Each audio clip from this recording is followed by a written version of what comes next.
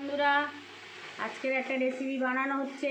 তেল দিলাম কড়াই দিয়ে, এবারে আজকে তোমার বাঁধাকপি দিয়ে মাছের তেল কাটা দিয়ে, মাছের তেল বাইরে গেছিলো নিয়ে এসেছি, সেই মাছের তেল দিয়ে আলু দিয়ে বাঁধাকপি দিয়ে টমেটো কাঁচা লঙ্কা ছিঁড়ে একটা ভালো মতন মানে রেসিপি বানাচ্ছি।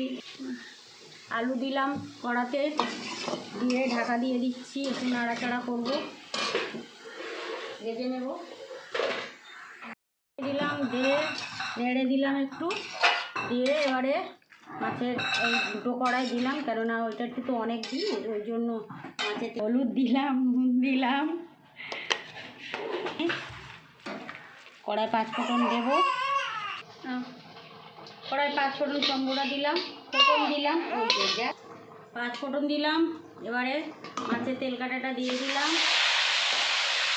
এবারে দেখেন বাজারে গেছিলাম, মাছের তেলটা পেলাম, ভাবলাম যে শীতের বাঁধাকপি একটু করে ফেলি, তাই দিলাম। কাঁচা লঙ্কা দিয়ে দিলাম, টমেটো দিয়ে দিলাম। 15 মিনিট পর এই খুলে নেড়ে দিচ্ছি, হয়ে গেছে। এবারে নামিয়ে নেবো। গ্যাস অফ করে দিলাম, হয়ে গেছে।